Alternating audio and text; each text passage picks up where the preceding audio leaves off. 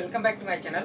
और आज हम बात करने वाले हैं पैनल के बारे में। यहाँ पे कुछ फॉल्ट आ रहा है, यहाँ पे जो फॉल्ट शो हो रहा है इसके कारण क्या है, क्या ऐसा खराब है जिसकी वजह से फॉल्ट आ रहा है। तो यहाँ पे जो फॉल्ट आ रहा है वो भी आगे मैं आपको दिखा रहा हूँ कि ये जो फॉल्ट है तो ये फॉल्ट किन कारणों से आता है, ऐसा क्या प्रॉब्लम होता है और किन किन कंडीशन में ये फॉल्ट आता है। तो इसी फॉल्ट के बारे में जानेंगे, वो क्या खराब है उसको चेंज करना पड़ेगा या ऐसे भी सही हो जाएगा। तो इसी के बारे में तो मैं आपको फॉल्ट दिखा देता हूँ क्या फॉल्ट आ रहा है, उसके बाद मैं आपको आगे बताता हूँ। फॉल्ट आ रहा है single phase error check for U1 relay. तो यानी यहाँ पे जो फॉर U1 रिले है उसको चेक करने के लिए यहाँ पे नोटिफिकेशन आ रहा है। तो आप ज़्यादा डिटेल के लिए यहाँ पे हेल्प दबा के भी आप देख सकते हैं इसमें क्या क्या डिटेल्स आ रहे हैं और क्या क्या प्रोसेस है आपको चेक करने के। तो यहाँ पे फिलहाल इसको हम बैक करते हैं और आपको मैं फॉर U1 रिले दिखाता हूँ। ये फॉर U1 रिले है और यहाँ पे रेड इंडिकेशन आ रहा है, L2 में लाइट जल रही है। वहाँ पे देखिए जो रेड इंडिकेशन आ रहा है, इस वजह से ये फॉल्ट आ रहा है। अब इसके लिए हमें क्या करना होगा, यहाँ पे रीसेट का बटन है, यदि हम इसे दबाते हैं तो ये क्लियर हो गया तो ठीक है, नहीं क्लियर होता है तो रिले खराब होगा। तो यहाँ पे देखिए ये रीसेट करने के बावजूद भी ये लाइट कंटिन्यू जल रही है, यानी यहाँ पे अब इसके लिए हमको क्या करना होगा, यहाँ पे जो इस पे सप्लाई जो हमारे पैनल में आ रही है उसको चेक करना पड़ेगा कि तीनों फेज में प्रॉपर आ रही है या नहीं आ रही है। यदि सप्लाई प्रॉपर आ रही है तो इसका कारण ये हो सकता है कि ये रिले खराब है। तो पहले इसको सप्लाई चेक करना है, उसके बाद ही इसके कारण का पता चलेगा। तो अभी हमें यहाँ पे क्या करना है, जो यहाँ पे आ रहा है 1 2 3 यानी RYB तीनों के कनेक्शन है। तो यहाँ पे हमको वोल्टेज चेक करना है, यहाँ पे कितना वोल्टेज आ रहा है।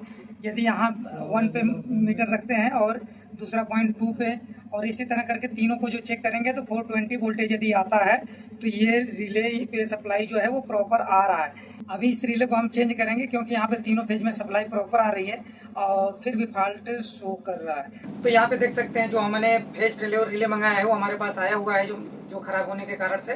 तभी इसको चेंज करें। इस पे जो नेम प्लेट मतलब इस पे भी जो डिस्क्रिप्शन लिखा होता है इस पे भी पूरी जानकारी है और इसकी किस प्रकार से वर्क करता है और कि कनेक्शन हमको किस पे करना है, मैं कनेक्शन के समय बता दूंगा। इसमें जितने पॉइंट दिए हैं उसका भी हमें सबका इस्तेमाल नहीं पड़ता है इस प्लांट में, और जितने का यूज पड़ता है सिर्फ उतना ही यूज करेंगे और कुछ पॉइंट इसके खाली रह जाएंगे। फिलहाल इसको लगाते हैं, फिर आगे आपको बताते हैं इसको किस प्रकार से लगाना है। तो अभी क्या करेंगे, यहाँ पे 2 कनेक्शन है, 2 वायर नीचे हैं, 3 वायर ऊपर हैं। ये तीनों वायर को खोल लेंगे। तो 1 बाय 1 सबको खोल लेते हैं वायर को पहले यहाँ पे, और ये 2 वायर इस सबको खोलने के बाद इसको निकाल के दूसरा लगाते हैं।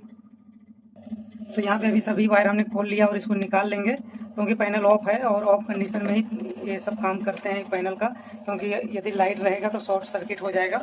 तो यहाँ पे वायर निकालने के बाद तो यहाँ पे आप देख सकते हैं जो ये फेज फेल्योर रिले है और इसकी कनेक्शन यहाँ 1 2 3 RYB के हिसाब से कनेक्शन होना है यहाँ पे।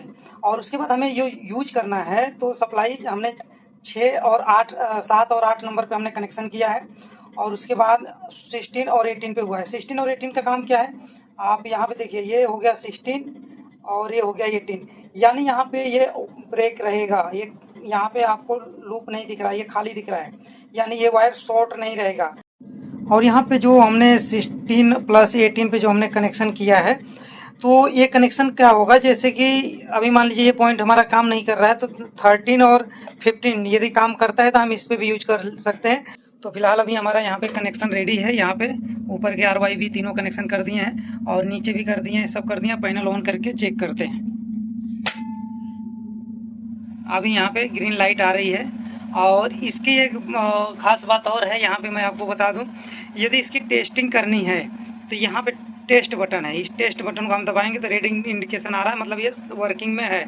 और यदि यहाँ पे रेड इंडिकेशन आ गया तो यहाँ पे रीसेट का बटन दिया हुआ है, ये यहाँ पे रीसेट का बटन है, इसको हम पुश करके रेड इंडिकेशन हटा सकते हैं। लेकिन जब नहीं हटता है तब या तो फेज यहाँ पे फेज नहीं आ रहा है, प्रॉपर कम है, कोई फेज फेल है, या तो यहाँ से फेज आ रहे हैं तो ये रिले खराब है। 2 में से एक ही कारणों से ये हटेगा नहीं, या तो खुद ये रिले खराब हो जाएगा या तो यहाँ पे जो ये फेज जो आ रहे हैं तीनों प्रॉपर नहीं आएंगे। आप यहाँ देखिए लिखा है वोल्ट अनबैलेंस, और यहाँ पे जो इसकी सेटिंग है तो ये वोल्टेज का है, 40 वोल्टेज 50 वोल्टेज, कितने वोल्ट अनबैलेंस होगा तो ये ट्रिप नहीं करेगा। तो यहाँ पे 40 पे सेट है तो लगभग 40 वोल्टेज जो है अनबैलेंस होता है, तो उस कंडीशन में ये ट्रिप नहीं करेगा। तो वैसे कंडीशन में ये 40 के आसपास रहता है। यदि और आपको वोल्टेज ड्रॉप हो रहा है या लगता है तो आप इसको 50 तक कर सकते, 50 के आसपास रख सकते हैं, लेकिन वो 40 के आसपास लगभग ठीक रहता है। यदि ज़्यादा वोल्टेज फ्लक्चुएट होता है तो हम 50 तक रख सकते हैं। अब इधर 70 कर देंगे तो वोल्टेज ज़्यादा ही ड्रॉप होने लगेगा, तो भी आपका प्लांट रन होगा, जिससे कि दिक्कतें होंगी। तो यहाँ पे 40 के आसपास ये सबसे बेस्ट ऑप्शन रहता है, और कंपनी भी इसी के आसपास करके देता है ताकि नुकसान ना हो। और यहाँ पे देखिए अभी जो इसका फॉल्ट आना है वो बंद हो गया, और यहाँ पे भी फॉल्ट नहीं आ रहा है। जो कमी थी रिले का था, रिले हमने चेंज कर दिया, अब इसकी वर्किंग प्रॉपर होगी, अब कोई दिक्कत नहीं होगा। यहाँ पे रनिंग में कोई इशू नहीं आएगा, अब प्रॉपर वर्क करेगा। पहले जो फेज फेलियर का आता है तो यह हमारे पास फेज ड्रॉप हो रहा होता, इनमें से कोई एक फेज नहीं आ रहा होता, तो ये रिले हमें चेंज करने की ज़रूरत नहीं पड़ती, पहले फेज हमको सही करना पड़ता। लेकिन फेज आ रहा है और यहाँ पे ये लाइट नहीं हट रहा है, जिसकी वजह से हमको रिले चेंज करना पड़ा है। तो आज की वीडियो में सिर्फ इतना ही, मिलेंगे नेक्स्ट वीडियो में नेक्स्ट टॉपिक के साथ। धन्यवाद।